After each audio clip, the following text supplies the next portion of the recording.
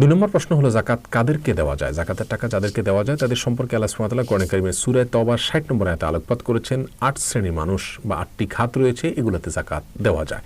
তার ভিতরে প্রথমটি হলো নিঃস্ব, যে ব্যক্তির কিছুই নেই, অর্থাৎ তিনি তার জীবন পরিচালনা করার জন্য একেবারে মৌলিক চাহিদা মেটানোর জন্য অন্যের ব্যবস্থাই তার কাছে নাই, অর্থাৎ একবেলা খাবারের ব্যবস্থাও নেই, এরকম কোনো নিঃস্ব মানুষ যদি থাকে তাকে জাকাতের টাকা দেওয়া যায়।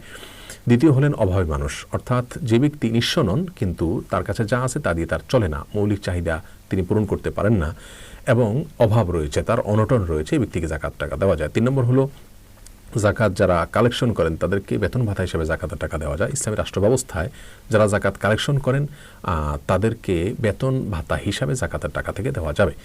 4 নম্বর জাকাতের খাত হলো মুআল্লাফাত কুলুবুহুম, অর্থাৎ কোনো অমুসলিম যদি তার দ্বারা কোনো মুসলিমরা ক্ষয়ক্ষতির আশঙ্কা করেন বা ক্ষয়ক্ষতির শিকার হন, তাহলে জাকাতের টাকা তাকে দিলে যদি তার ক্ষয়ক্ষতি থেকে বাঁচা যায় তাহলে সেক্ষেত্রে জাকাতের টাকা দেওয়া যাবে, ইসলামের দিকে তাকে আকৃষ্ট করার জন্য জাকাতের টাকা দেওয়া যাবে।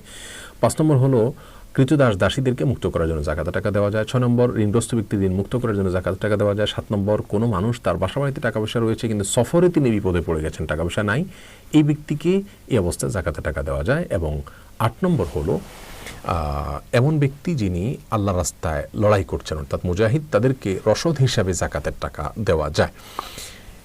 যদিও ফি সাবিলিল্লাহ বা আল্লাহ রাস্তায় যারা রয়েছেন এর ব্যাখ্যায় অনেকে মুজাহিদদেরকে যারা জেহাদরত রয়েছেন তাদেরকে ছাড়াও অন্য কিছু শ্রেণীকে সেখানে অন্তর্ভুক্ত করেছেন, এটা নিয়ে উলামায়ে কেরামের মতো পার্থক্য রয়েছে। তাহলে 8টি খাত আমরা পেয়ে গেলাম, এই খাতের যে কোনো একটিতে অথবা একাধিকটাতে